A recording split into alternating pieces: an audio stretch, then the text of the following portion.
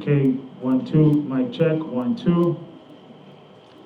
Mic check, 1, 2. Okay. How's the visual? Just give it a couple minutes. All right. Yeah, it's good. Okay, we are good. We are good. Okay. You can start recording. All right, you can grab a seat if you like. All right, thank you, brother. All right, Shabbat Shalom, everyone. And all right. So we're doing a response to many of the Kemetic brothers that we were doing a debate this weekend.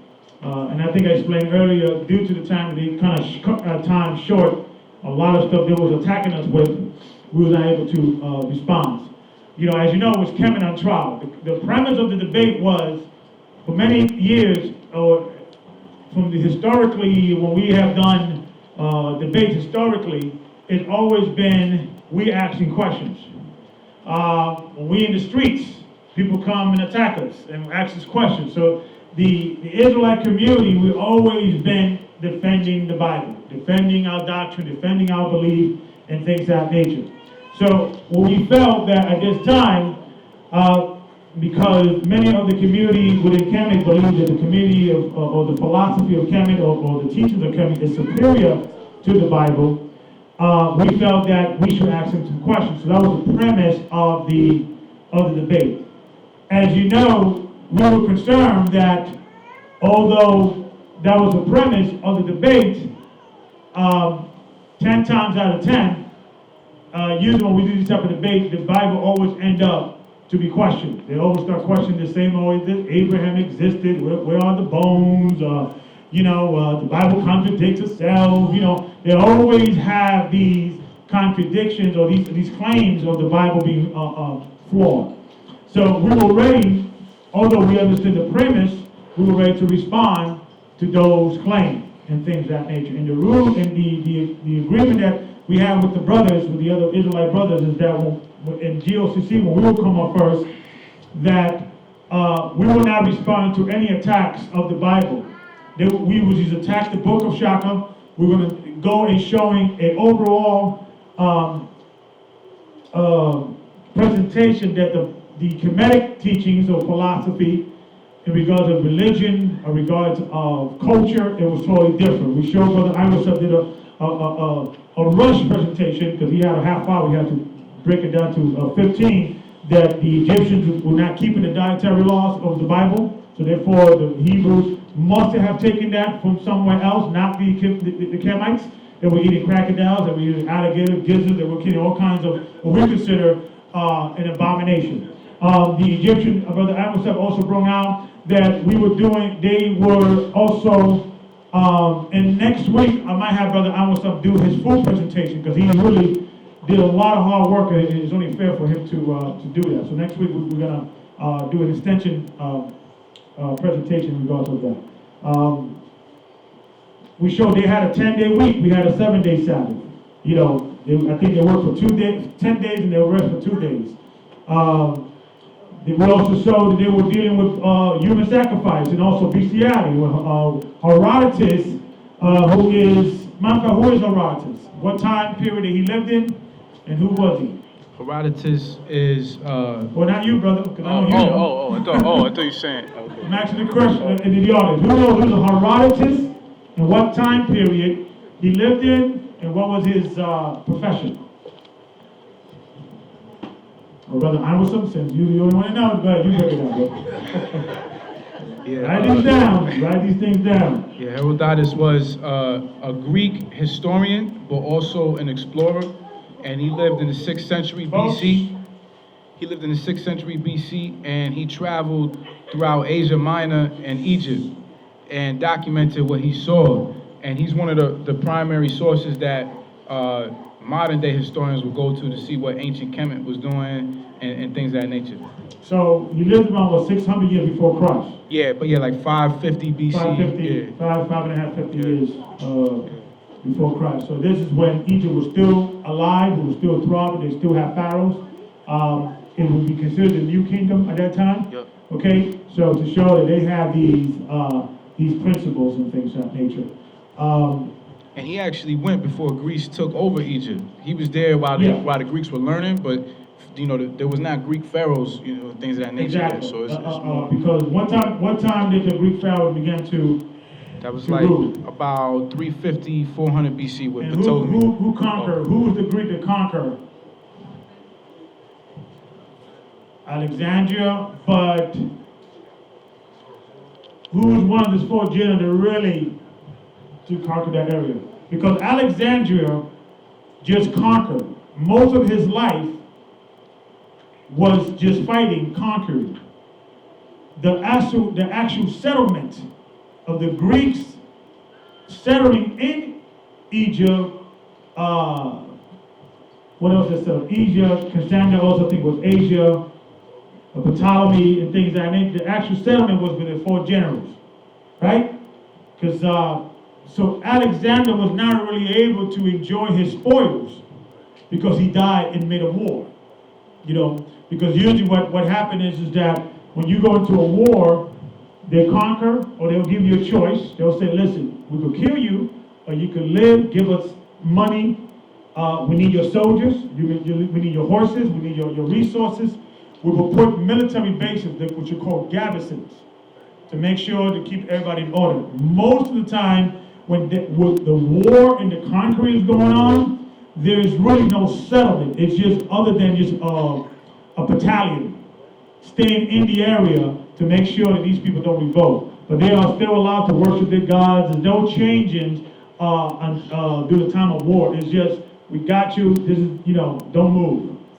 This is our place now. But life goes on like anybody else, So, the actual settlement began through the time of Ptolemy.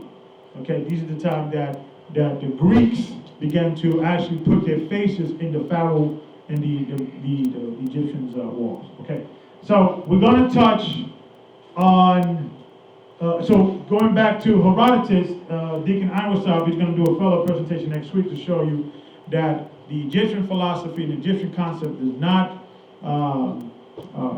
parallel the Hebrew Israelite concept. All right, so we're going to start right now with the Seal of Hezekiah in answer to a Kemet, right? And just in case you may be attacked with this particular situation. And we're going to go into a big, quick history on what we see here. Does anybody know what this is?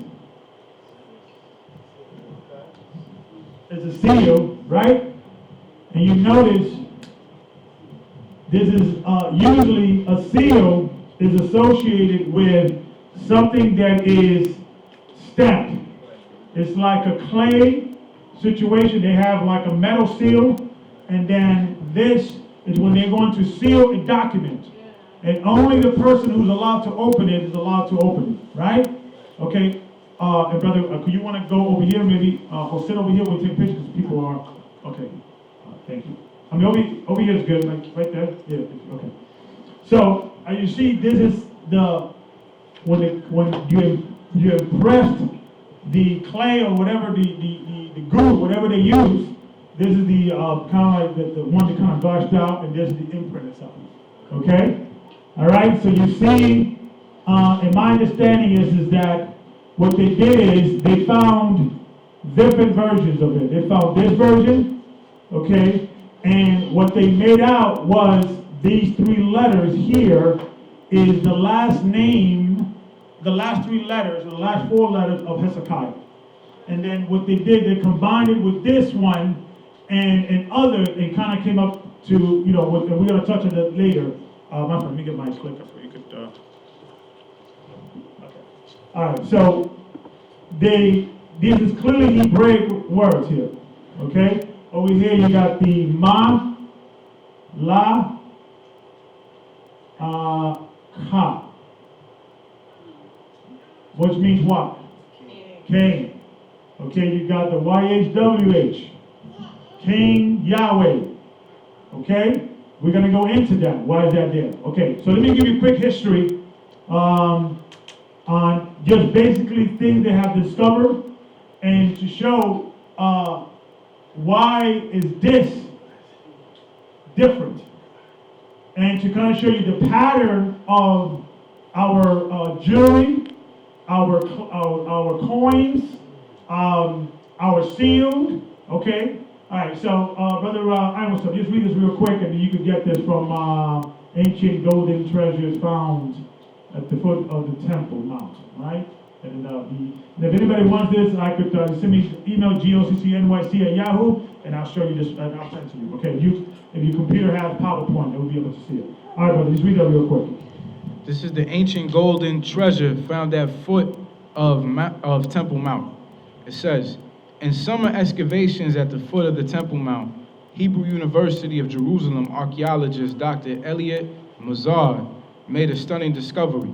2 bundles of treasure containing 36 gold coins, gold and silver jewelry, and a gold medallion with the menorah, temple candelabrum symbol etched into it. Also etched into the 10-centimeter medallion are a shofar, a ram's horn, and a Torah scroll. So anytime we have any input, according to our teachings, we never put images of God, images of the king's face. We were not allowed to write or paint or engrave. What's that word? You should not engrave it. It means carved.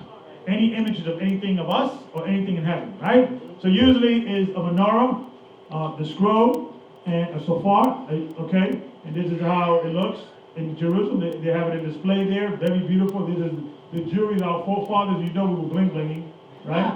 Okay. Now, also the coin and the Hasmonean coins, right? Who are the Hasmoneans? Who are the Hasmoneans? Everybody knows. Who are the Hasmoneans? They go by another name. They go by another name. The Maccabees. The Maccabean family, right? What does the word Maccabees mean? Hammer. The hammers, because they brought the hammer down against the Romans, right? So this is a clay of the Maccabees. So let's read that real quick, Brother Ron. Hasmonean coinage. Hasmonean coinage are the coins minted by the Hasmonean kings. Only bronze coins in various denominations have been found, the smallest being a pruta or a half pruta. 2 Roman silver denarii are associated with the Hasmoneans. One has the inscription Bacchius Judaeus, with its exact meaning unclear. Both show a man thought to be Yehuda Aristobulus bound before a camel with a palm branch in his hand. Okay, so I gotta find out what that Bacchus Judaeus, real Judaeus, what that means, because Bacchus I need to find out. I was doing research, but I didn't want to get that distracted and things. You can find it on Wikipedia, just put Hasmonean coinage or coin. It's very, a lot of websites will come up and these pictures will come up, okay? The next one, this is during the time of the first Jewish revolt around 66, 67 AD. Let's go into that. They also found these coinage over here, right? And you can look at the usually is the pattern is the menorah, okay? And then you either will have, I believe this is a plant that grew in Israel. I forgot the name. I was watching this presentation. I don't want to go into in depth, but you can clearly see the cup here. Okay. Usually this represents the cup.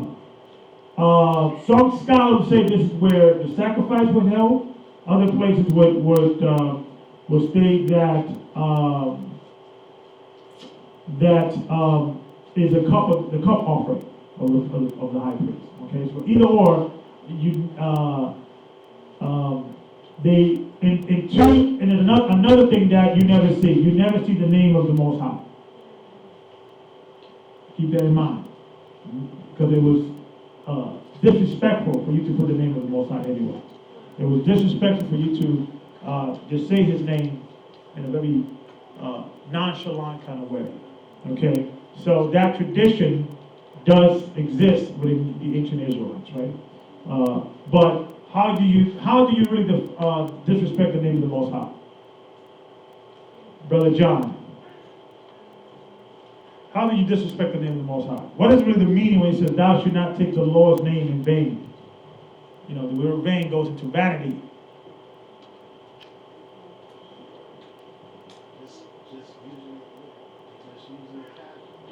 Not really. That's true, but what is the deeper meaning?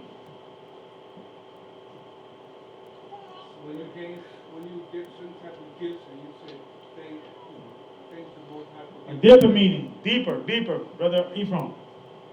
when you say you're gonna do something and do it. That too, deeper. Give me some of the sisters in the back. Ready? Following the Most High and then you're acting in another way, out of like. Exactly. Disrespecting his name by acting like a buffoon out there and not keeping the commandments, being wicked. That's how you disrespect the Most High's name.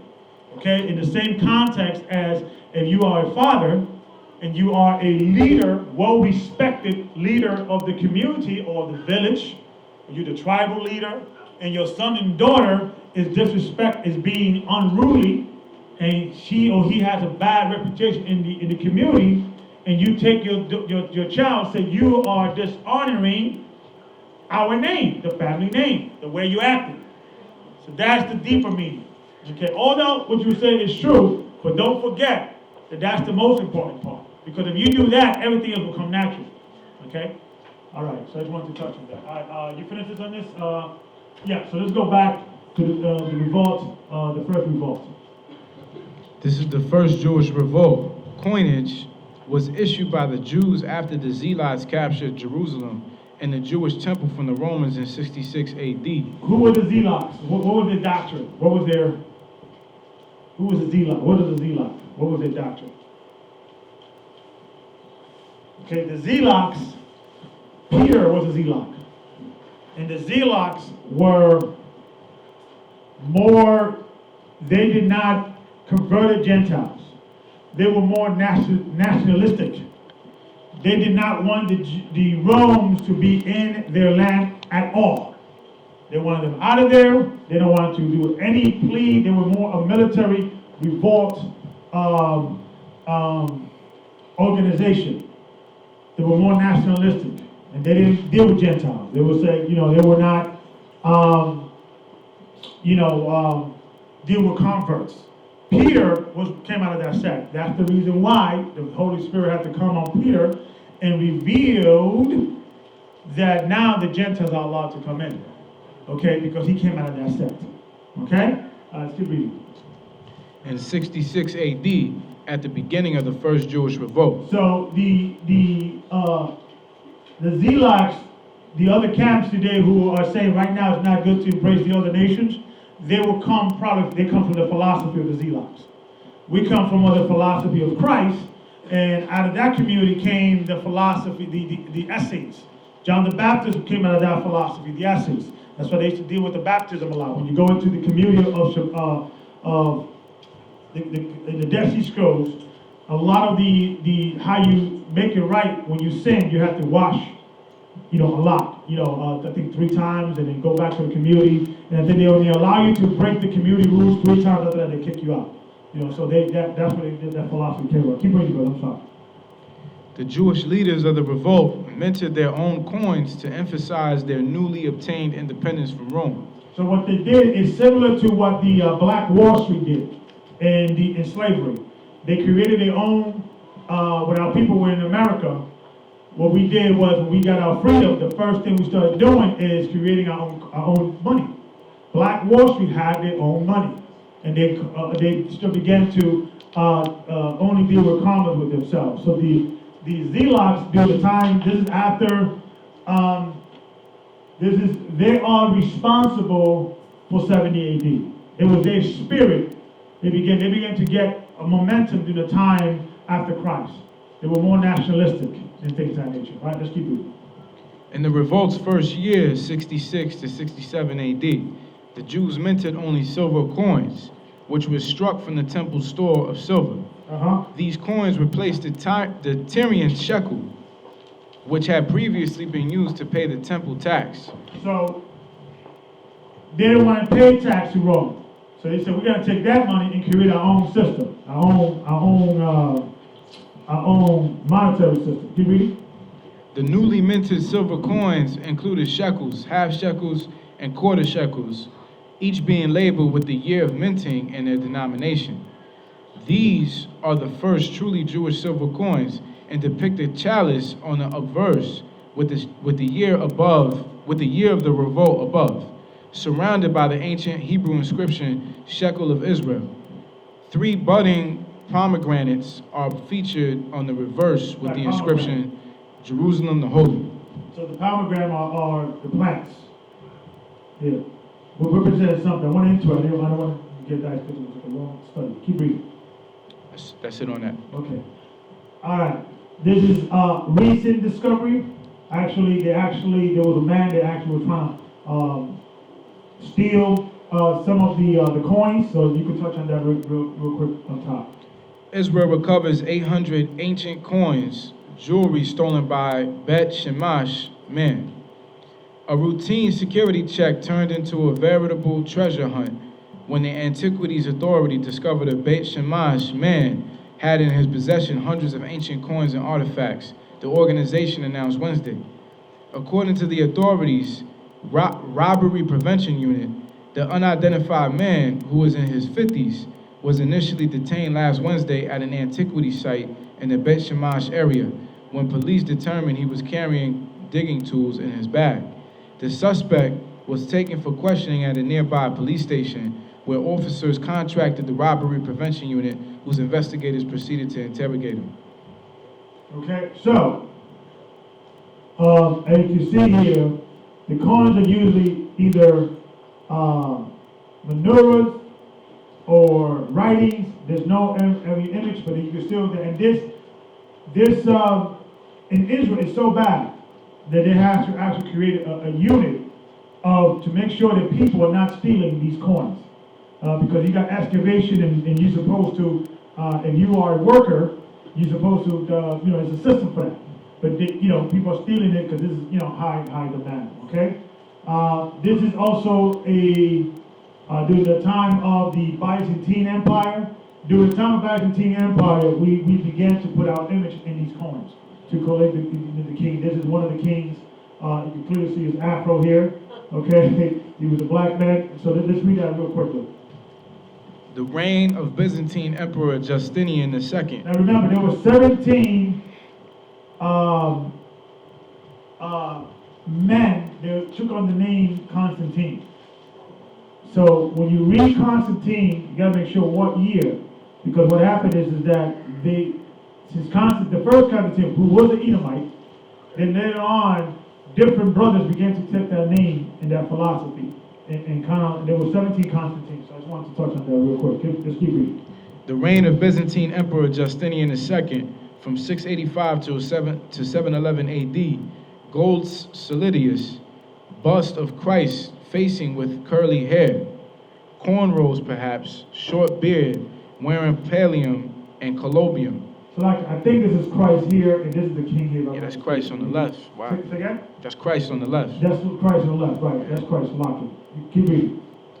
Gospels in left, cross behind head, reverse, Justinian on the left, and Tiberius half-length facing, each wears crown, divitation and chlamys, holding cross potent on 3 steps in center.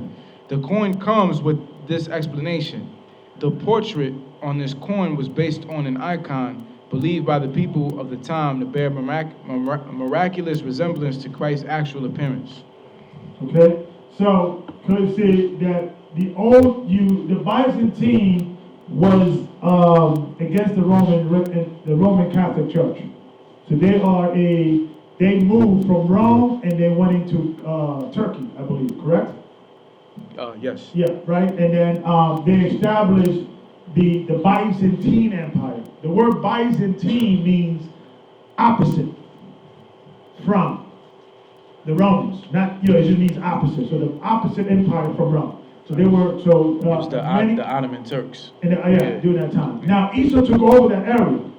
So there's an in-depth history that it wasn't a racial situation, it was more a philosophy or ideology war. But then you have Israelites and you also have Edomites in there as well. Okay? So, as you can see here, we just go do a quick recap. that most of the coins that have been discovered, you don't see the name of the Most High, because it was against our law to do that. And you usually you usually see a palm tree, a grape. This is a grape, I think, the menorah, writings of the kings or what have you. They never put the year or date, okay? The only time you found the year and date was with the, this one here, the first revolt. The actual time when the people, the zealots, when these are the people that were responsible for setting up the 70 AD, or the Romans were concerned with them, so they took them out, right? And then you got these the harp. No, these are golden.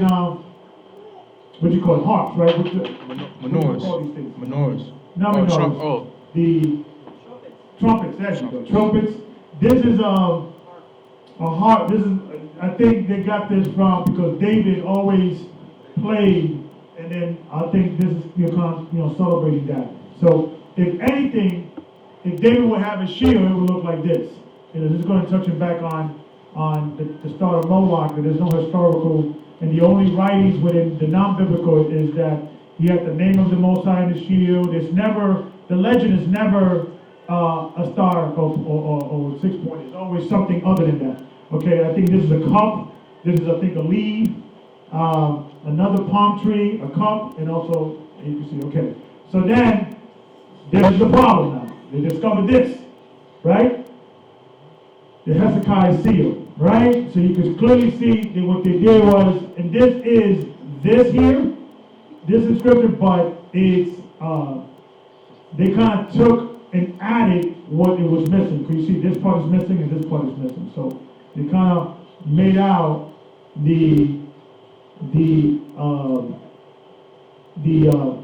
what was left out. So what I did, I took different articles of what this, because this thing is physically was discovered. There is no explanation. They don't know the reason why. There's nothing within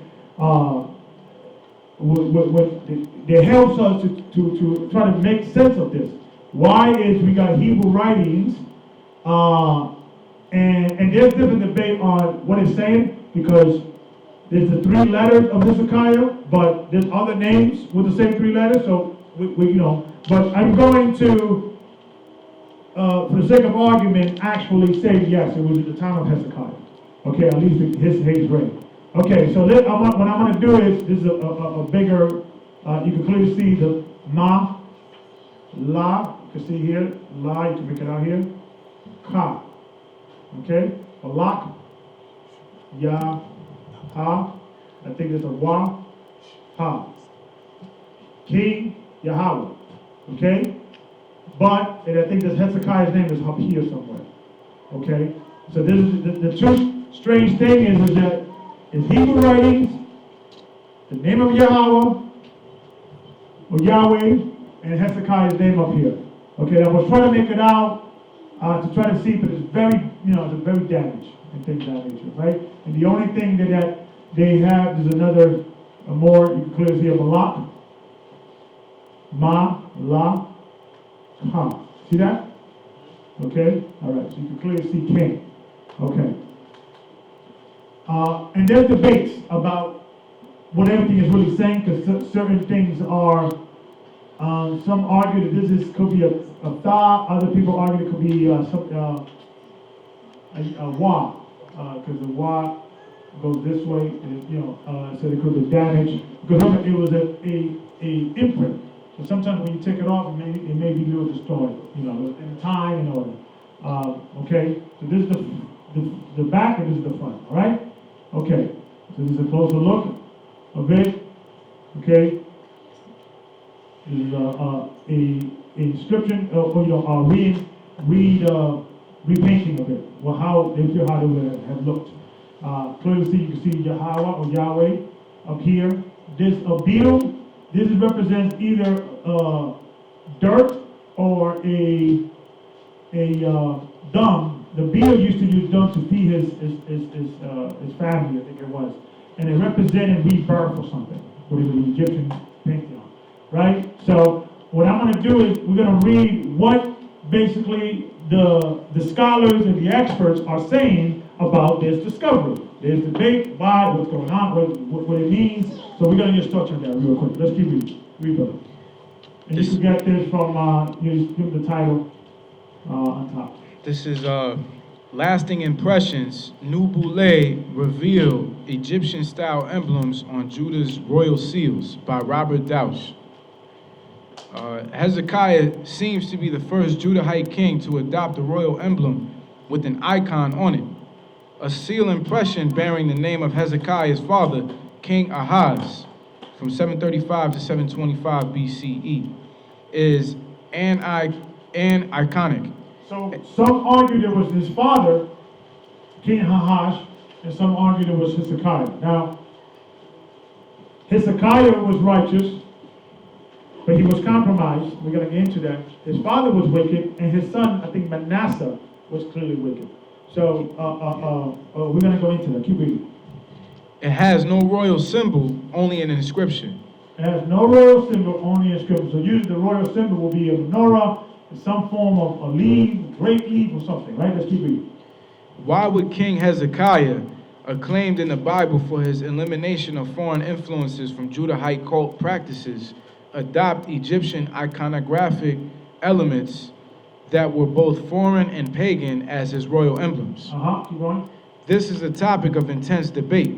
Frank Cross argued in Biblical Archaeology Review that although Hezekiah's two-winged scarab was an Egyptianized icon, that is, one created by non-Egyptians to look Egyptian, it was really mediated through Phoenician iconography. Meyer Lubetsky took Cross to task for this in a later issue of Biblical Archaeology Review, arguing that Egypt, not Phoenicia, was the direct source of the symbol. Okay, so when the argument is who inspired Hezekiah? Was it Phoenicia or Egypt? Because Phoenicia also used this symbol. All right, so this is the argument. Now, the argument now is not whether he was using it, the argument why and who influenced him. Right, so these are different theoretical hypotheses. Let's keep reading. Biblical Archaeology Review readers, in turn, took issue with Lubetsky's thesis. Lubetsky also misread the inscription. Okay, next slide. Okay, keep reading. In my view, neither Cross nor Lubetsky is quite correct. So there's a debate, what is the inscription is saying, and also why it even exists, right? Different philosophy. Let's read. Although Cross is closer to the truth, Egyptian influence is abundantly evident in Palestine throughout the Bronze Age, 3000 or 1200 BC. Okay, so between the Bronze Age is 3,000 years before Christ up to 1,200 years before Christ. This is considered the Bronze Age. So when you hear that term, you know what time it's talking about, right? The Bronze Age, right? And the reason why it's called the Bronze Age is because that's when humanity began to use a lot of bronze and metal and learn how to adapt technology to use that, right? Let's read.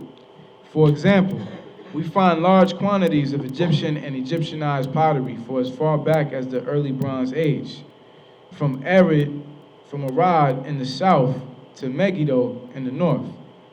Hieroglyphic inscriptions have been discovered in Arad, Megiddo, Beth Shean, and elsewhere. Egyptianized anthropoid coffins from the 13th century BCE, which is the late Bronze Age, have been unearthed at Deir el-Balah and Gaza in the south and in Beth Shean in the north. Rich Egyptian-style burial offerings have been found at numerous locations, from the southern site of the Tel el-Farah to Lachish in central Judah and Beth Shean in the north.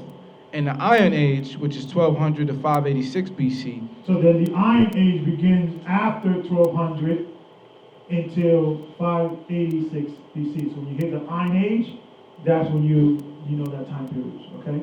Let's read. Faience artifacts, such as amulets depicting a variety of gods and goddesses. And you should write these dates down because we know last Tuesday we went over that we're going to be having tests once a month. So write these things because this may be one of the questions, the answer to the test. All right, let's keep reading. Such as amulets depicting a variety of gods and goddesses from the Egyptian pantheon are found at almost every ancient site in Israel. Egyptian iconography was also used in highly prized ivory carvings found at Samaria, capital of the northern kingdom of Israel. All right? So, now, okay, so basically, his argument that the influence was not the Phoenicians, but was Egypt. Right? That was his argument. And he's saying that okay, you have found many historical Egyptians influenced type of monuments and gods and papyrus within Israel. There's no surprising on that. So when you have an antagonizer of the Bible tell you what they have discovered, because this is Hezekiah's coin is one of. They have found a plethora of gods or Egyptian gods in Egypt. So this is your answer when you go into that, and the answer is the Bible. We're gonna go into that. Okay, so also keep in mind the name Yahweh is only found when it's associated with pagan emblems, pagan things. It's never been associated with the God of Israel per se. And the only thing that was that the name Yahweh was that you have that one could argue that is inspired by us or is worshiping the God of Israel, one could argue, is the silver scroll. Who knows about the silver scroll? The silver scroll. The silver scroll was a little scroll that was rolled, it was open and rolled, and it had the priest's prayer, right? May he watch over you, may the Most High, you know, is a priest, which is found in the book of Numbers, I believe. However, there was an alternative priesthood. Remember when Rehoboam established a priesthood of people of lesser state, not Levites. So, and he said, let these be your gods. This delivered you out of out of Egypt. So you have, so by default, you could find Israelite writing about giving credit to other gods who delivered you out of Egypt. Because that's what he said. Even when Moses went in the hill and Aaron built a calf and said, listen, come, tomorrow we're going to worship, these be the gods who delivered you out of Egypt. Okay? So, but it's a whole different thing. So let's read this. This is from another article. This is from another article from Dr. Cleo Montini. You pronounce that name? Mariatini. Okay, and he dealt with this subject. So this is another, another theoretical why and what this represents. So you could just Google this, type in his name, and then this will come up. And or even if you put the Seal of Hezekiah, a lot of these articles will come up. Okay, all right. So let's read. This is from Dr. Claude Mariottini, a professor of the Old Testament, on the Seal of Hezekiah. A most impressive aspect of Hezekiah's seal is the image portrayed on the seal. The image on the seal is a two-winged beetle pushing a ball of mud or dung. The presence of an Egyptian image on the seal of a Hebrew king raises many questions, the most important of which is the reason a Judean king chose to use an Egyptian symbol in a royal seal. The Egyptian dung beetle was also known as a scarab. The scarab was an Egyptian sacred symbol associated with the journey of the sun across the sky.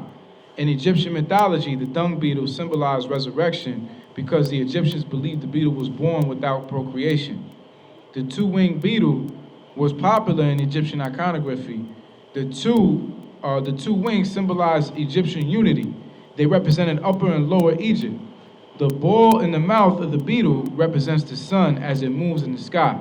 The scarab received its name, dung beetle, because it used dung to feed its offspring. Okay, you read it? The scarab was a symbol of Egypt. When the prophet Isaiah referred to Egypt, he called it the land of winged insects. That's from Isaiah 18:1. Kristen Swanson has shown that the presence of two-winged scarab beetles in Judah in the 8th century BC reflects the use of solar imagery in the worship of Judah. The archaeological evidence indicates that the iconography on Hezekiah's seal came from Egypt. However, the reason Hezekiah adopted an Egyptian religious motif for his royal seal is debatable. In his article, King Hezekiah's Seal Revisited, Small Object Reflects Big Geopolitics, published in the Biblical Archaeology Review, Mayor Lubetsky proposed that Hezekiah had a political motive in selecting the Egyptian scarab for his royal ring. According to Lubetsky, when Hezekiah became king of Judah, his goal was to reunify the northern kingdom of Israel with the kingdom of Judah and revive the united kingdom that existed in the days of Solomon. Okay, so the theory that he's coming up with, they're just saying the scarab in that image represents unity, lower and upper. So there is evidence in the scriptures where Hezekiah invited the northern kingdom to come back and worship the Passover. So what they're saying is maybe he used this as a symbolic meaning of unity. Okay, that's one theory. Let's go to the next. Keep reading, brother. One evidence that Lubetsky uses to support his view was Hezekiah's celebration of the Passover. Hezekiah sent word to all Israel and Judah and wrote letters also to Ephraim and Manasseh that they should come to the house of the Most High at Jerusalem to keep the Passover to the Most High, the power of Israel.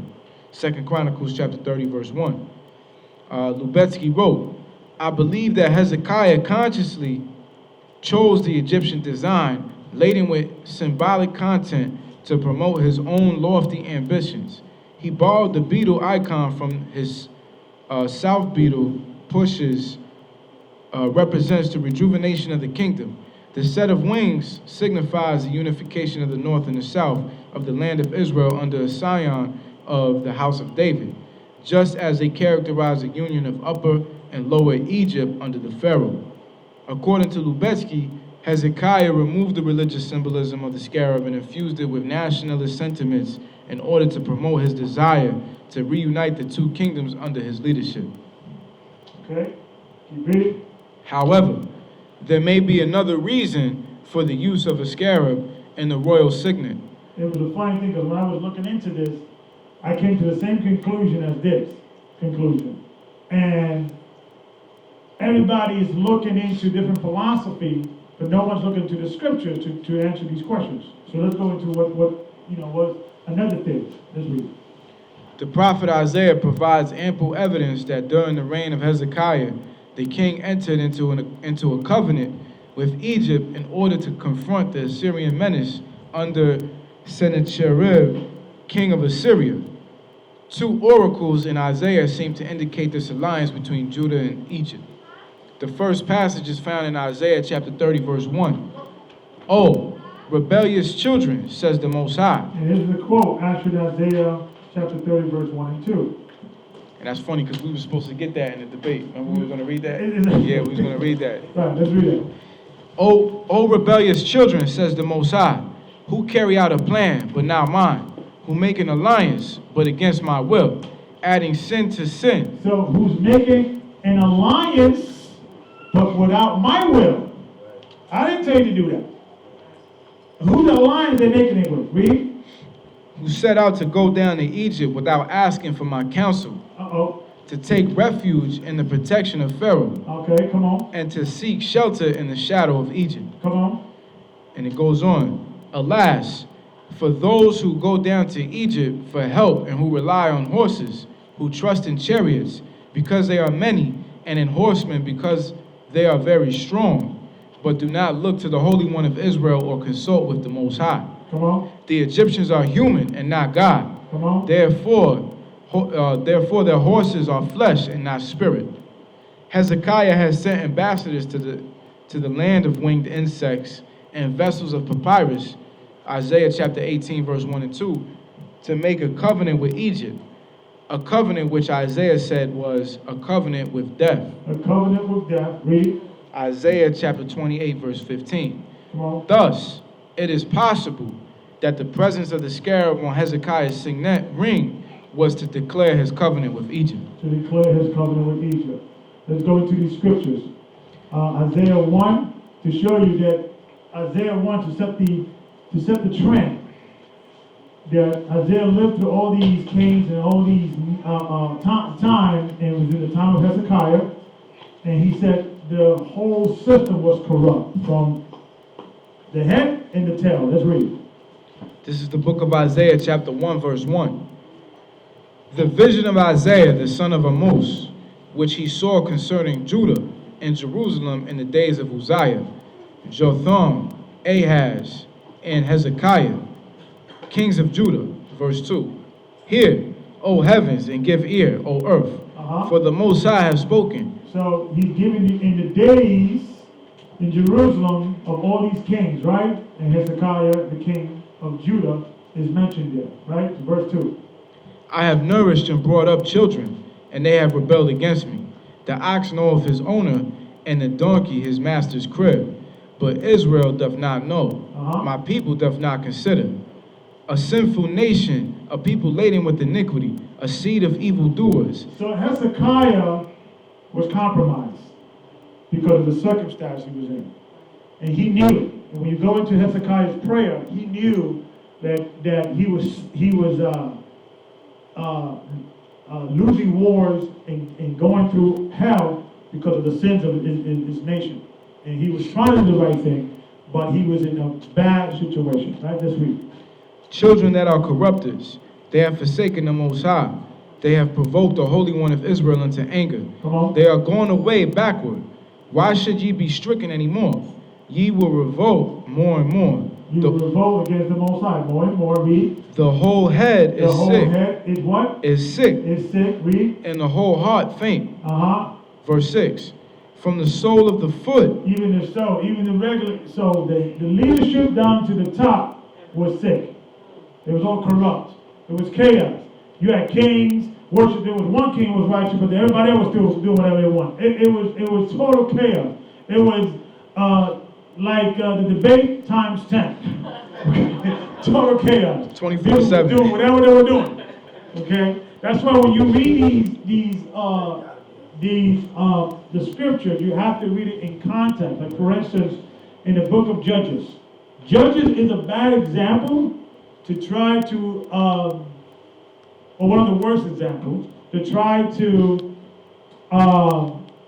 associate the culture of Israel. Because when you read, it says, the first thing is, and Israel went off. And then it goes into the story how this guy did this, and there was a sister who committed adultery, and the brother was trying to take her back, and then he went back, and there was these rapers, Benjamites, and they raped her, and it was all kinds of madness. That was the time the Danite, Samson. Okay, remember when he wanted to marry one of the Philistine women and all that, and the Most High even used that, and the scripture said he put that thought in him to actually to take down the Assyrians. So it was all kinds of wickedness during the time of Judges and during the time of Kings. So, like for instance, they brought out of Lot, right? One of the patriarchs. First of all, Lot is not one of the patriarchs. And talks about that he told the men of the city, go take my daughter, don't take these two men. Now we don't know that he just simply just panicked, right? And it didn't happen. He was a nice guy trying to live in a wicked society. He did the best he can. And anybody that is righteous, if you put yourself in the wrong predicament, like Hezekiah, you will do mistakes. So the history is just showing that. Lot was a good guy. He was just in a bad situation. And like anybody else. So you have to look at the context of the situation. All right, let's keep reading. Verse 6. From the sole of the foot even unto the head, there is no soundness in it. Okay, so hold that. Next scripture. Keep reading. This is also the scripture going into that give me the strong concordance for the Isaiah chapter 18 verse 1, the shattering of wings, the word shattering. And let me know when you got it, and then keep reading, brother. This is the book of Isaiah chapter 18 verse 1. Woe to the land shadowing with wings. The shattering wings, the word here I think is what you got? This is the Hebrew word for shattering. Hebrew 67, and is tazal. It means to reduplicate, clatter, and cricket, symbol, Right, so cricket, yeah, a Right. spear, harpoon. right, so it has different meanings, and so in here, the shattering wings is talking about the cricket wing or the fly, because they use different symbols like the scarab and all that, right? Let's keep reading. Let's hear that? Yeah, okay, let's keep reading. So, starting on top. Isaiah chapter 18, verse 1.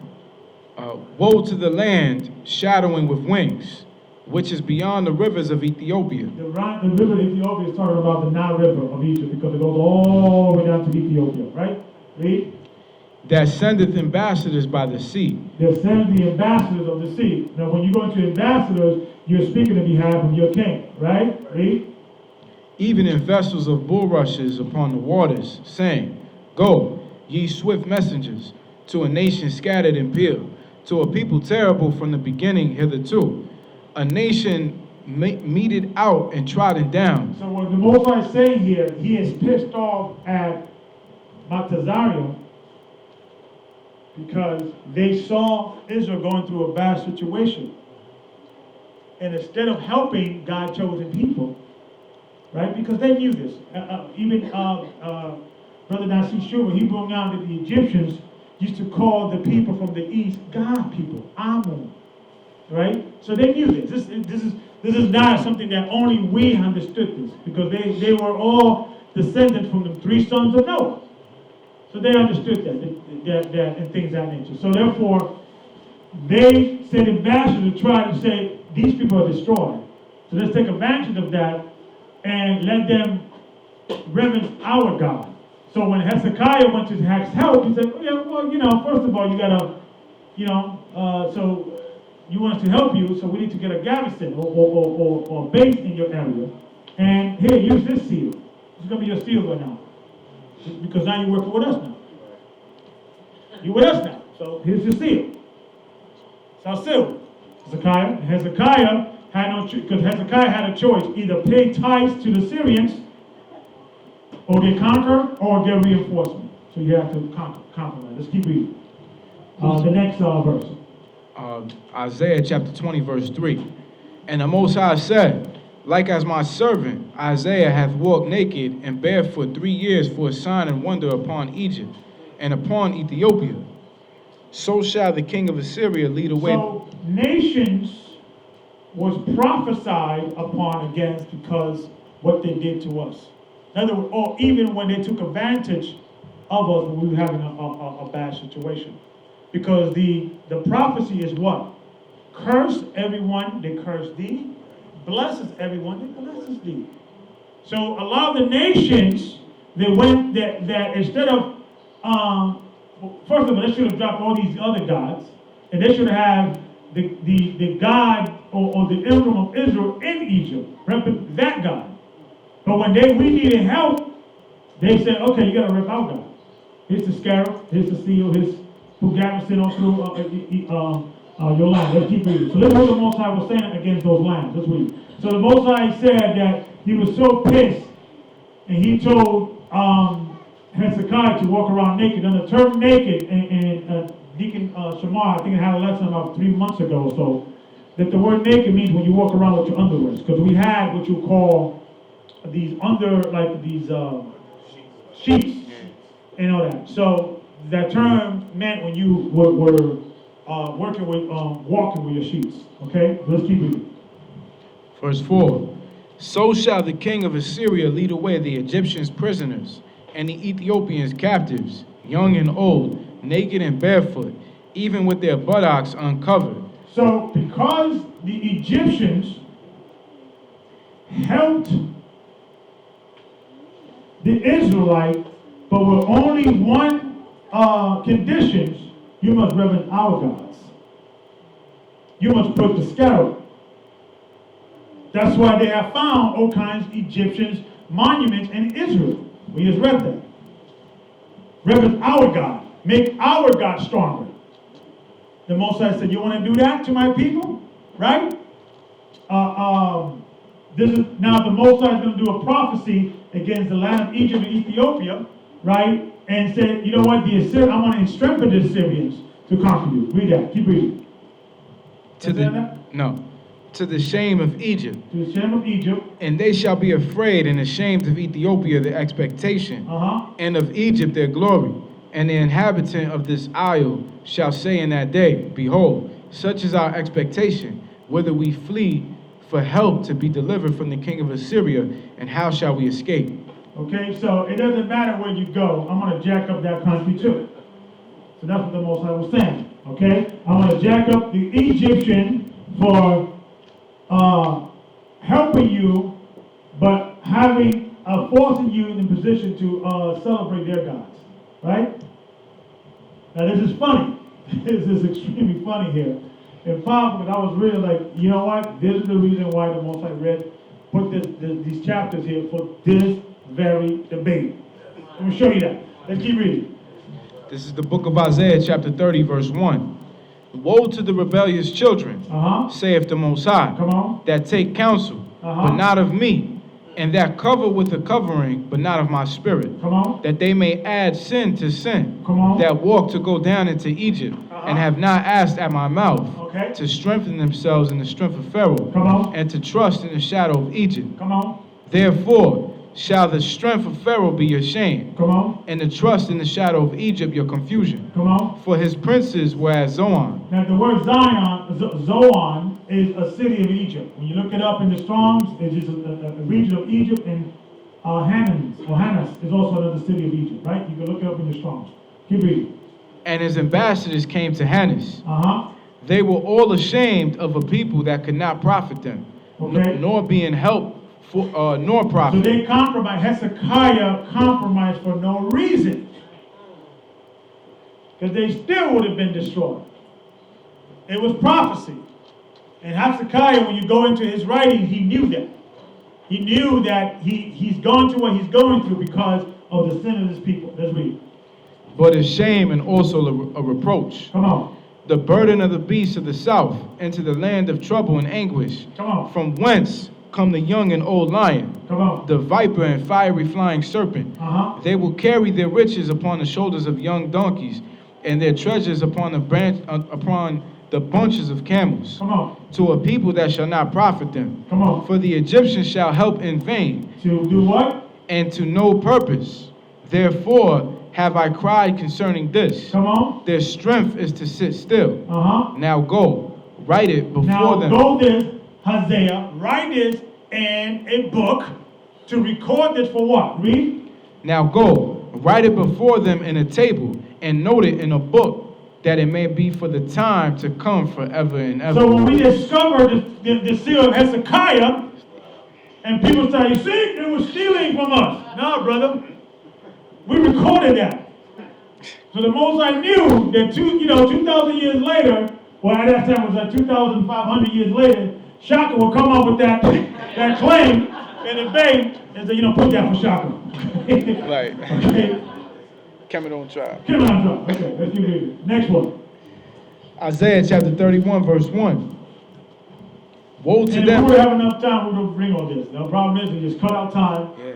And we already had the Isaiah 30. We had that. We just have to, be rushing to our thing. So thank the Most High. For now, we got all the time we have. Let's keep reading. Praise the Most High. Isaiah chapter 31, verse 1. Woe to them that go down to Egypt for help, and stay on horses, and trust in chariots, because they are many, and in horsemen, because they are very strong. But they look not unto the Holy One of Israel, not to seek the Most High.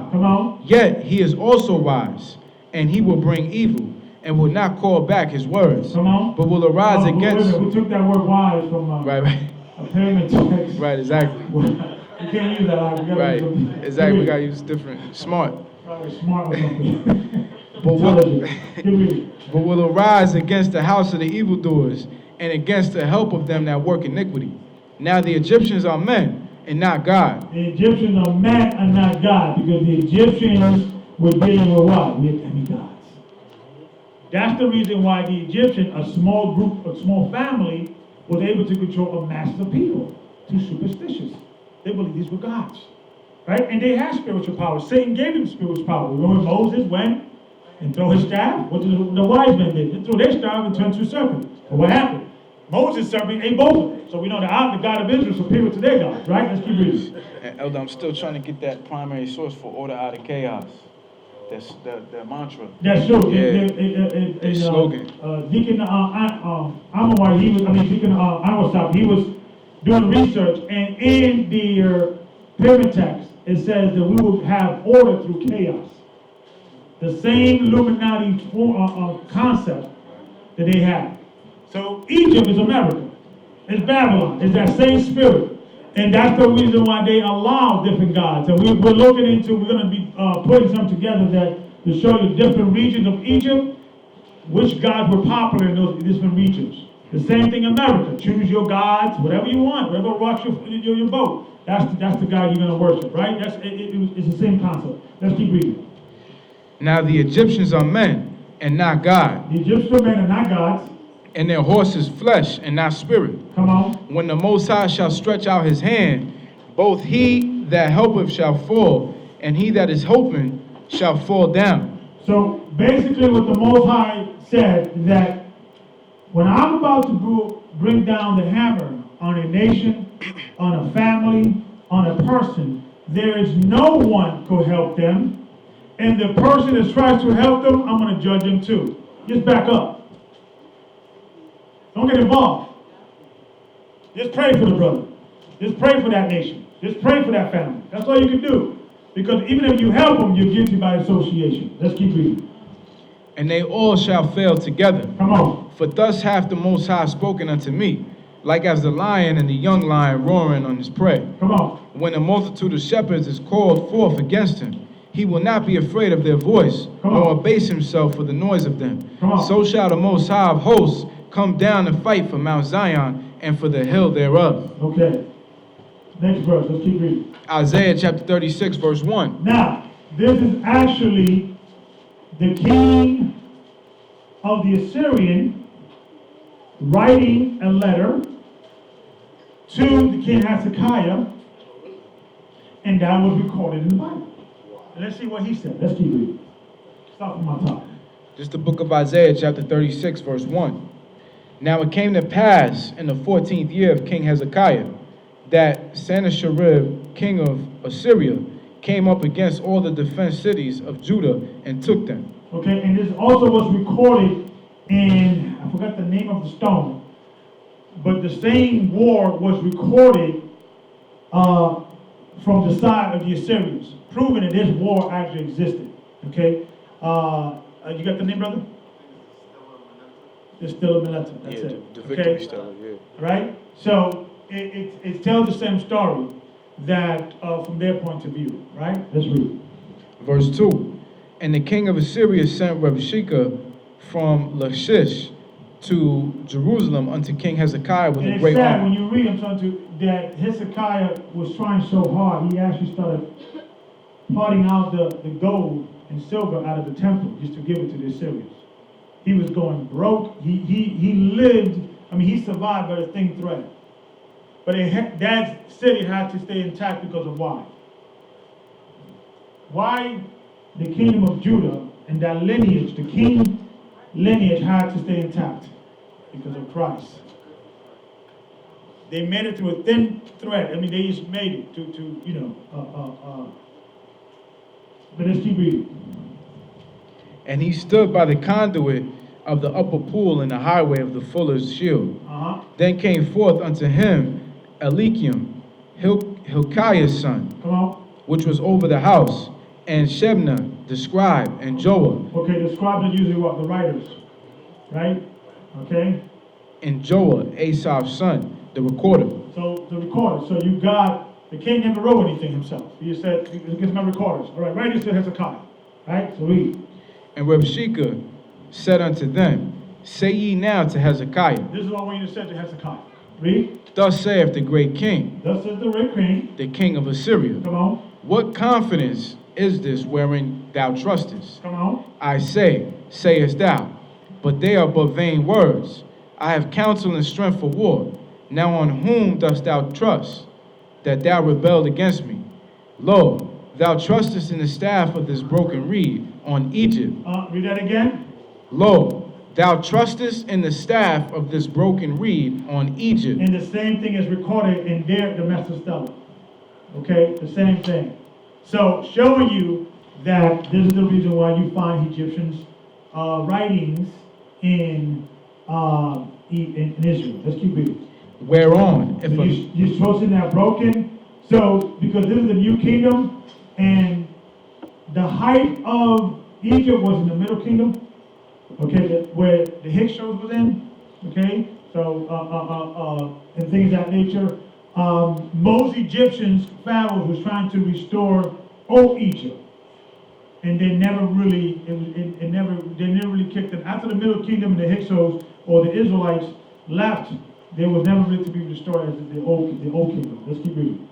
Lo, thou trustest in the staff of this broken reed on Egypt. On Egypt. Whereon, if a man lean, it will go into his hand and pierce it. Okay, so if you go, meaning he was given a scenario that is a staff that is cracked. So if you lean on it, it's gonna break and it's gonna pierce you, because you're gonna fall right on top of it, right? Meaning they're gonna double cross you. That's what they did. That's what they're gonna do. Read. So is Pharaoh, king of Egypt, to all that trust in him. You see that? So he was a slicker. So, but the main thing that he wanted us to do is to reverence their gods. Okay? King Yahweh. That was not the God of Israel. Because all the pattern is always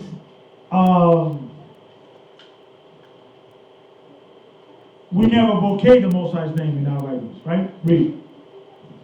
But if thou say to me, we trust in the Most High our power, is it not he whose high places and whose altars Hezekiah have taken away, and said to Judah and to Jerusalem, ye shall worship before this altar? So you see that? So he knew the history, he knew the inner politics of Israel. So which God are you gonna worship? Are you gonna worship the God of Egypt? I know that covenant you did with Egypt. That broken reed is not gonna protect you. Or you're gonna worship of the gods. Which God you're gonna? Your gods? But wait a minute, didn't I hear that you took all, you were worshiping foreign gods? Okay, and the only place that Hezekiah or they took down the road was only in Jerusalem. Read that again. But if thou say to me, well, what chapter and verse, brother? This is chapter 36, verse 7. Okay. But if thou say to me, we trust in the Lord. You trust in the Lord, he was mocking them. But wait a minute, right? Keep reading. Our power. Is it not he whose high places and whose altars Hezekiah have taken away, and said to Judah and to Jerusalem, ye shall worship before this altar? Come on. Now therefore, give pledges, I pray thee, to my master, the king of Assyria. So listen, man. He was saying, listen, your gods are running around worshiping other gods. So so you're gonna trust in him and these gods, or you're gonna trust in the God that you took down the altar. That you put up the altar. That Hezekiah had to bring it down. That's what he was saying. Read. Now therefore, give pledges, I pray thee, to my master, the king of Assyria. So it was a shakedown, because that was how many nations got powerful. Not destroying other nations, but having those other nations keep living and producing goods and giving pledges, giving gold and silver and cattle and things of that nature. Every year, come on. You don't want us to kill you, do you? I got that army, man, right? So that's how they got more powerful. All right, let's keep reading. And I will give thee 2,000 horses, if thou be able on thy part to set riders upon them. And I'll give you some horses. So this is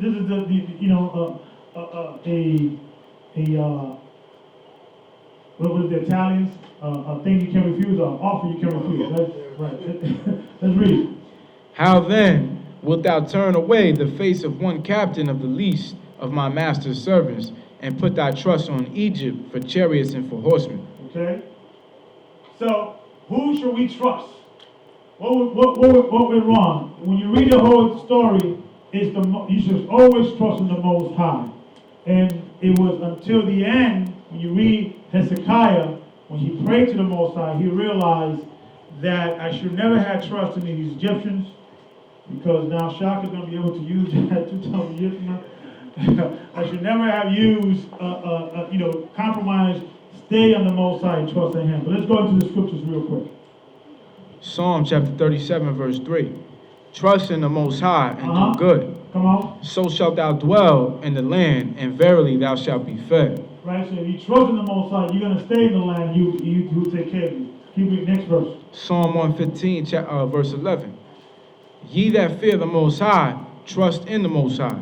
He is their help and their shield. Come on, next verse. Psalm 118, verse 8. It is better to trust in the Most High than to put confidence in man. There you go. So give the Most High a hand for that. You can turn off the light. So in closing, I just want to just touch on that because we're gonna be attacked in many aspects of our belief. And I truly believe that today, in 2015, the intellectual Hebrew is going to win the fight.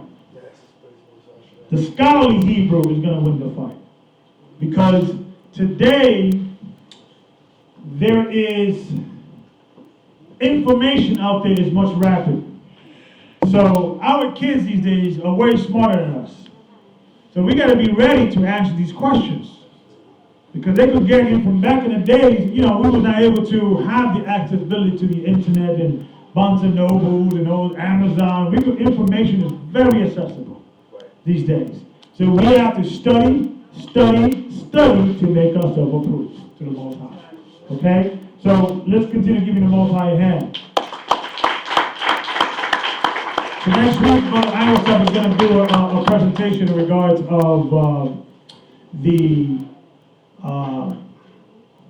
presentation he could not fully bring out, okay? And write these things down. Make yourself a little notebook and write these charts and these dates down to these things. So when you are debating, going back and forth with either Tyler, or atheists or what have you, you got to defend that. You know these dates, you know these characters, you know these people, and you can defend the truth. You can defend the Bible. We're pretty good already defending the scripture against the mainline Christians, defending Paul's writings. We've been focusing a lot on that for a long time. So I want us to also focus on from another point of view. Also science, I'm putting a presentation together on showing that every theoretical hypothesis that people come up with because of the earth being 3 billion years old has been proven to be wrong. And they have to reshift their theory to satisfy this new discovery. Like for instance, ever heard of the word fossils, right? So they claim that for something to become a fossil, it has to take millions and billions of years, right? And they came up with science. Well, lo and behold, they found a boot and a hat fossilized on the earth, showing that fossilization doesn't take as long as they claim they do. They have found soft tissue on skeleton bone, dinosaur bones. And they have said that it's impossible for, which it is, it's impossible for tissues, live tissues to remain in these bones because it's been proven at a certain time they get, I think up to like 10,000 years, you can't find these soft tissues. They've found skeletons, matter of fact, in America. I believe recently, I think 2-3 years ago, and they discovered, because to do the test is you have to do a particular test. You have to take a fossil and you have to put it under this liquid water and it will tell you the minerals of what it is. And they did it by accident and they found, lo and behold, all these fossilization have actually soft tissue, which should be impossible dealing with their theory. So the Bible proves itself. That's why the scripture says that the earth will help the woman. Right? With all the lies. Matter of fact, get that real quick, brother. I'm sorry. Get the Bible real quick. Revelations.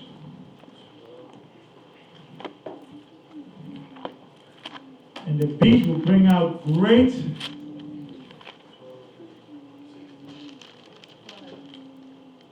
Oh, you thought we know we don't. We got it.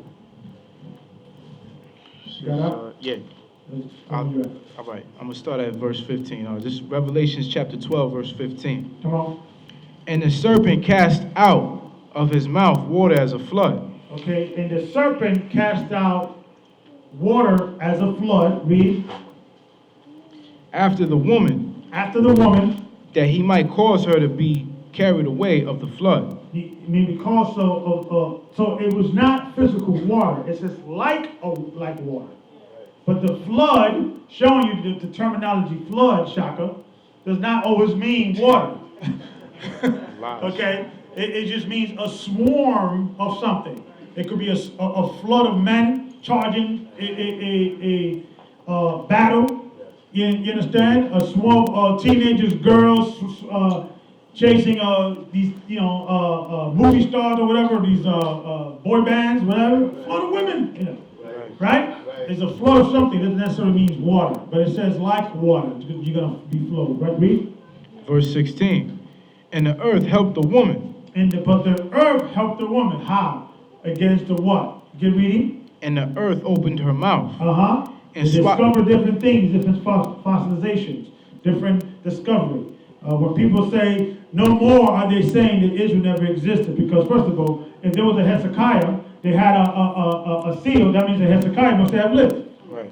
So we can't have both arguments. They didn't exist, but then there's coins found of him this week. And swallowed up the flood, which the dragon cast out of his mouth. Come on. Verse 17. And the dragon was wroth with the woman. The dragon was wroth with the woman, which is Israel. Read. And went to make war with the remnant of her seed. Come on. Which keep the commandments of the Most High. Come on. And have the testimony of Yeshua and Christ. That's us right now. The dragon's attacking us in every form, through Kemet, through evolution, through every aspect, even Christianity, modern-day Christianity. So we're being attacked by the serpent, and the Most High said, I'm going to help the woman. I'm going to help the woman by preserving certain records, like the Dead Sea Scrolls, okay? Like these coins, proving that we existed, okay? And things that they help, the woman is helping us, okay? So with that, we're going to close and just touch on that. This is only a snippet of what's coming in the future and things of that nature. So give the Most High a hand with that. One more precept. Get that scripture, brother. Go ahead. This is in Job chapter 12, verse 4. Come on. I am as one mocked of his neighbor, who calleth upon God, and he answered him. The just upright man is laughed to scorn. Come on. He that is ready to slip with his feet is as a lamb despised in the thought of him that is at ease. The tabernacles of robbers prosper, and they provoke the Most High and secure. The tabernacle of robbers prosper. They have robbed Israel. Until this day, they're still robbing people. Robbing, that's our jewelry, that's our money. That belongs to us. Keep reading. And they that provoke the Most High are secure, unto whose hands the Most High bringeth abundantly. Come on. But ask the beast, and they shall teach thee. Ask the beast, and they shall teach you when they discover sharp tissue with these dinosaurs, right? Read. And the fowls of the air, and they shall teach thee. Come on. Or speak to the earth, and it shall teach thee. And what the earth and the beast is going to teach humanity. Read. And the fishes of the sea shall declare unto thee. What are they going to declare? Read. Who knoweth not in all these that the hand of the Most High have wrought this? There's no way in God's green earth that the only logical explanation that was intelligent design. It must have been a creator that did this. The fish, the sea, the animals teach you this. Because the old concept of evolution is that you evolve to an animal due to your circumstances. But it has been proven that if an animal only doesn't have one piece of its organ, he cannot live. So it's impossible to evolve to anything, because if you are not made the way God designed you, you cannot function. Okay, so science has been proven that God is a creator. Let's see that. Verse 10. And whose hand is the soul of every living thing? Come on. And the breath of all mankind. Doth not the ears try words, and the mouth taste his meat? Come on. With the ancient is wisdom, and in the length of days understanding. Come on. Exactly. So you gotta search the ancient, because in the ancient is wisdom. There's nothing new under the sun. There's nothing different. We are just different generations going through the same situation. You know, we have different sect of Israelite today. They had a different sect of Israelite back then. They have different gods then, we have different gods back then. Nothing has changed on the earth. There's nothing new under the sun. That's it, brother? While with him is wisdom and strength. Come on. He have counsel and understanding. Come on. Behold, he breaketh down. Come on. And he cannot build again. Come on. He shutteth up a man, and there can be none no open. Come on. Behold, he withholdeth the waters, and they dry up. Also sendeth them out, and overthrown the earth. With him is strength and wisdom. The deceived and the deceivers are his. He leadeth counselors away spoiled. Come on. He maketh the judges fools. He loosed the bound of kings.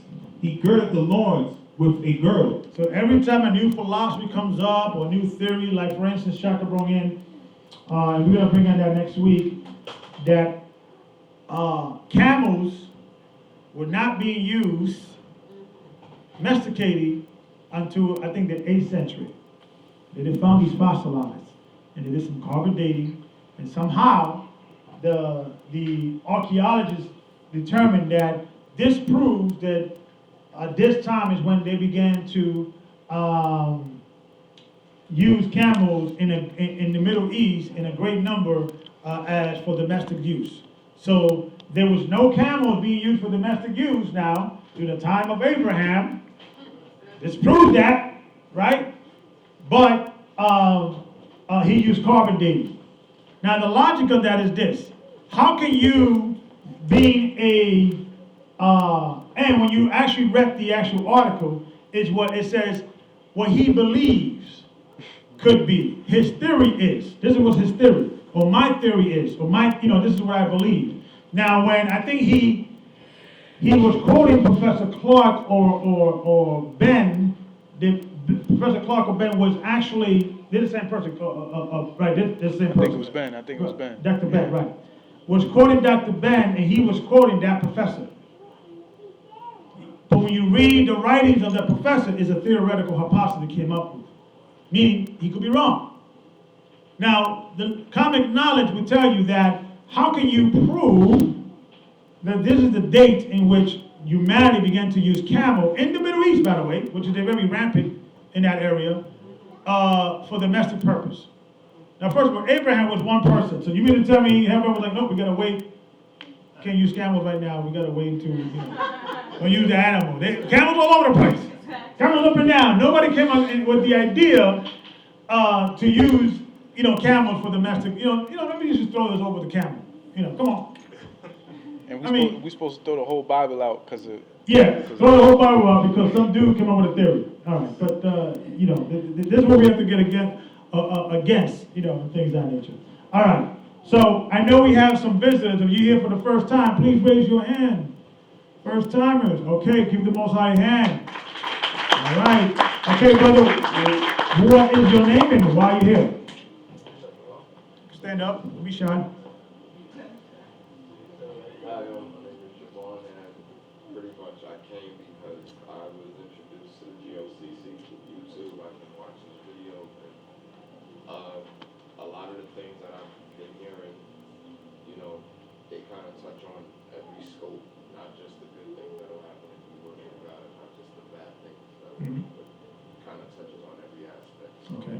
those are things that I didn't really hear when I went to, other churches. Okay. So I came here and I just wanted to, receive them. Well, amen, give the Most High hand. I see the hand in the back, please raise your hand. Why are you here? My name is John. I came here with the move. I came here to understand knowledge of Israel. Okay. And to establish it for myself. Okay. Establish it in my spirituality. Okay, that's amazing. How you heard about the church? I heard about it through Brother Lahid. Okay. And other friends. Okay. And basically, this is the reason why I'm here. Okay. And to become wiser and to be able to Amen. Amen. Keep coming back. That's important.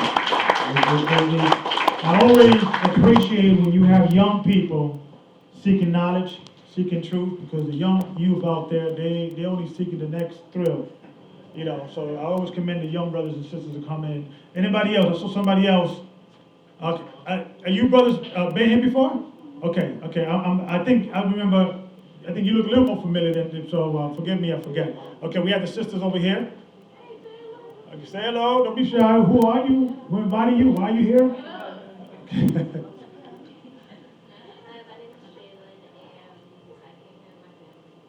Okay, who's your family? Who's your family, Salem? Okay, bless you, thank you, sister. Welcome. Okay, one more, wait. Okay, sister, who are you? Why are you here? Hello, my name is Inez. I also came here for my cousin as well. She's always looking for guidance in the truth and what to believe in, because nowadays it's just a lot. It's a big debate when it comes to religion and the truth. So as I was following also with another person on social media, she came across this church, so I wanted to see what it was about. Well, amen, welcome. Thank you, sister, thank you, welcome. So while the brothers and sisters getting ready we're gonna praise the Most High, you guys are getting ready, can we get the deacons and the officers just to come up and move this out the way, and also we're gonna do a collection. Please try to give what you can. We do need the money, and we do appreciate the money, okay? GOCC, we're actually going to be funding the money for the presentation, what we're going to be doing for this for the presentation for this movie, tracing the evidence. So please, whatever you can give. Brother Mark. Oh, envelopes. We have envelopes in the front, so please grab your envelopes. You can give your name. Okay, they're right here in front. Thank you so much. Do we have the sisters maybe give up? Or Brother Malak, yeah, we can start recording. Thank you, brother. Thank you. All right. You can just lay down there. Yeah, we can get the box later. Okay.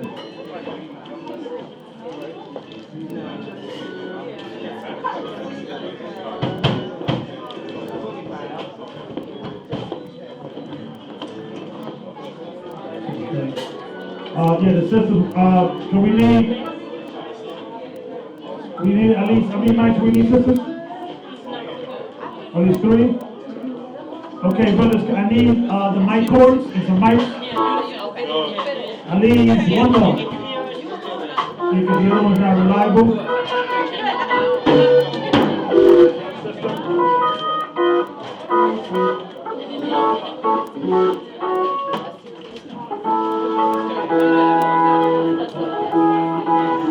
Hey, brother, can you move this? Yes, fine. That's it.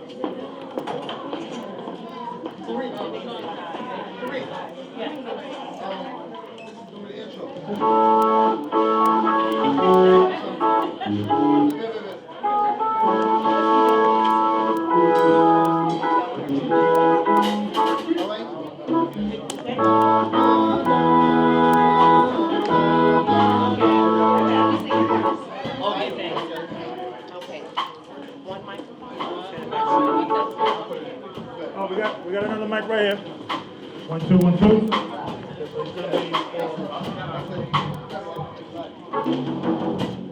We're getting another mic in a few minutes. You got the bag of mics? You got the bag of mics? They're the back by the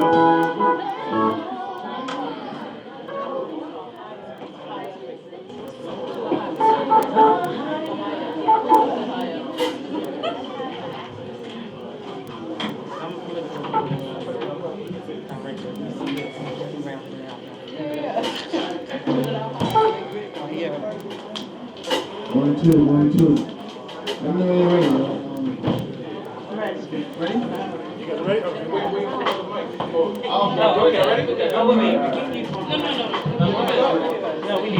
One, two. Okay. Do we have the lead one? Because sometimes the lead one? Yeah. Okay. So somebody's going to have second. A little louder. Put this mic a little louder. Yeah, they're matching. 1, 2, 1, 2. Check. Do a quick check, sister. 1, 2, 1, 2. Yeah, my mic sounds nice. 1, 2, 1, 2. 1, 2.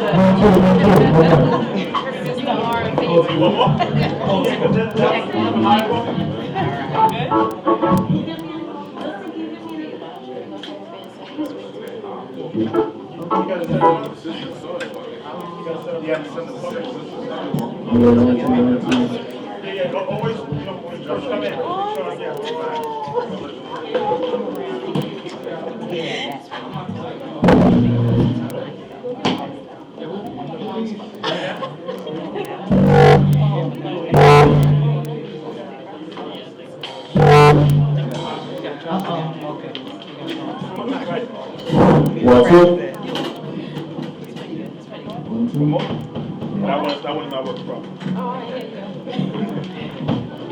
The daughter of Zion. Praise him, Most High. Yes, let's give him praise. Yes, praise God. Praise the Most High, guys. Praise him.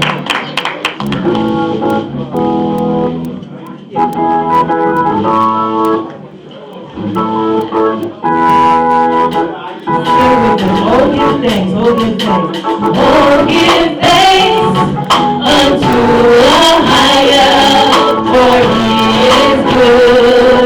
Yes, he is. Oh, give thanks, oh, give thanks. Oh, give thanks unto the higher, for he is good. Yes, he is. Oh, give thanks, oh, give thanks. Oh, give thanks unto the higher, for he is good. Yes, he is. Oh, give thanks, oh, give thanks unto the higher, for he is good. For he is good. For he is worthy, worthy. For he is good. Yes, he is good. For he is worthy, worthy. Yes, he is good. Oh, give thanks. Oh, give thanks unto the higher, for he is good. Yes, he is. Oh, give thanks. Oh, give thanks unto the higher, for he is good. Yes, he is worthy,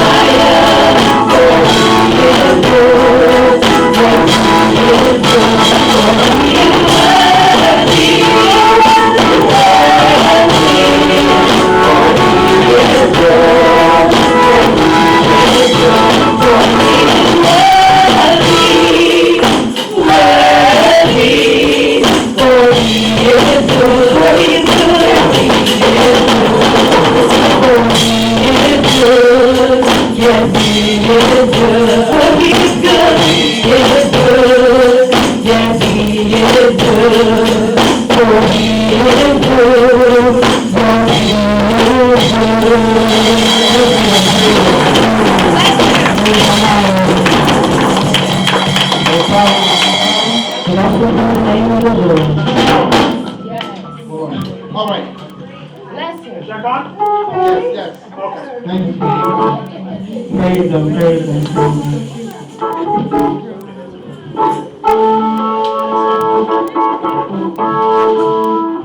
Blessed be the name of the Lord. Blessed be the name of the Lord, the Most High. Blessed be the name of the Lord. Blessed be the name of the Lord. Blessed be the name of the Lord, the Most High.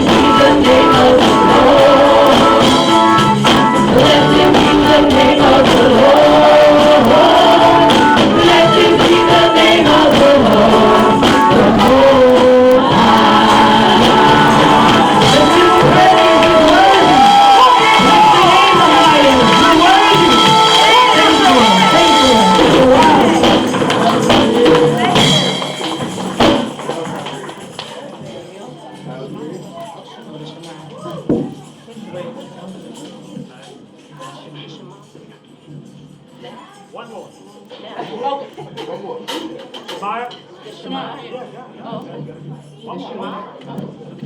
You got it, Shemaiah? Everybody knows? No, usually you do pray. You want to show now? No.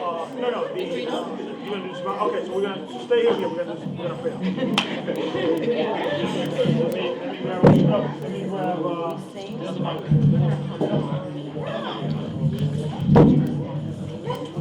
Okay, so we're gonna pray out. We're gonna read. You're gonna do Shema. Okay. Pretty sure we gotta get the men out here singing, man. We gotta get the rappers. I know some of you young snappers. You got some talent, you're hiding. You gotta use it, or you lose it. All right. So we're gonna face the east, which is that way, which is our homeland, Jerusalem. Okay, and we will be there again. Okay, just keep the faith. Don't sell out to the Egyptians. Okay, trust in the Most High. So repeat after me.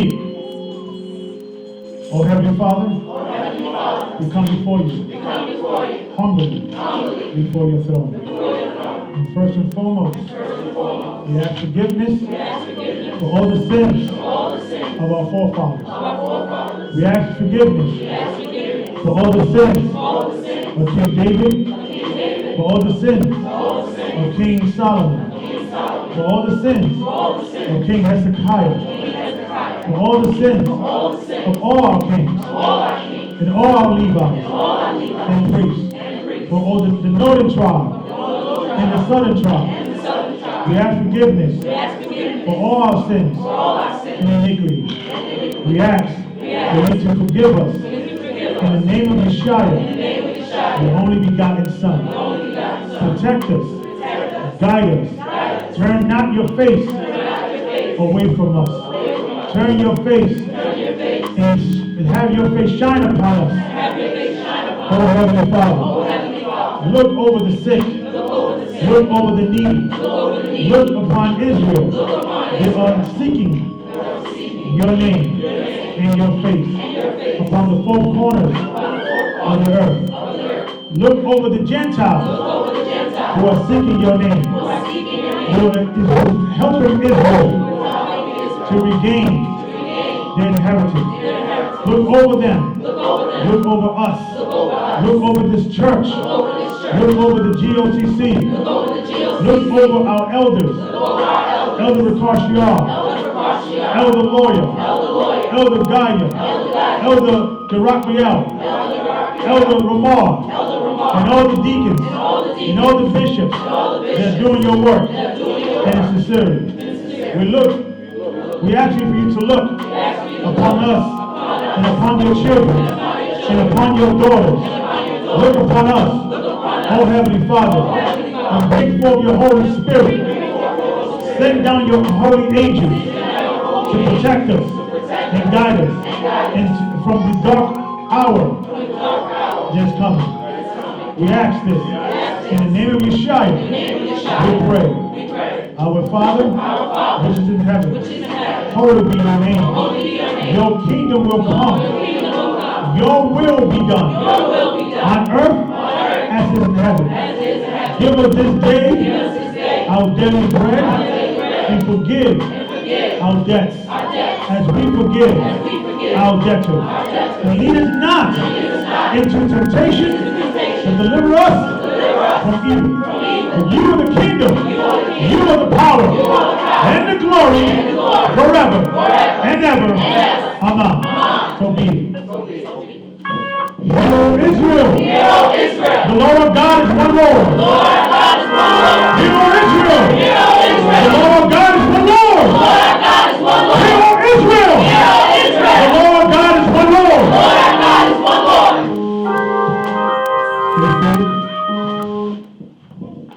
Shema Yasharala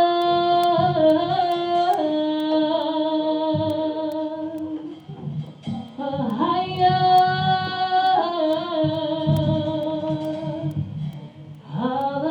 Alahaya Nawa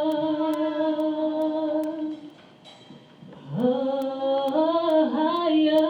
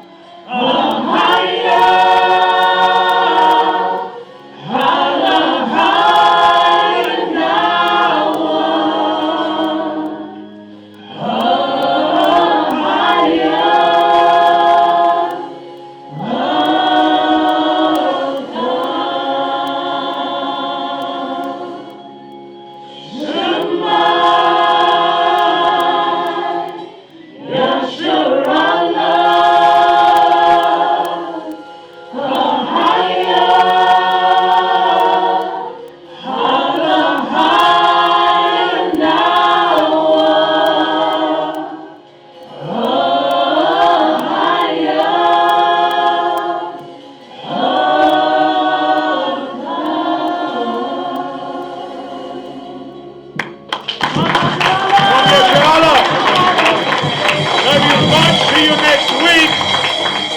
Right this way.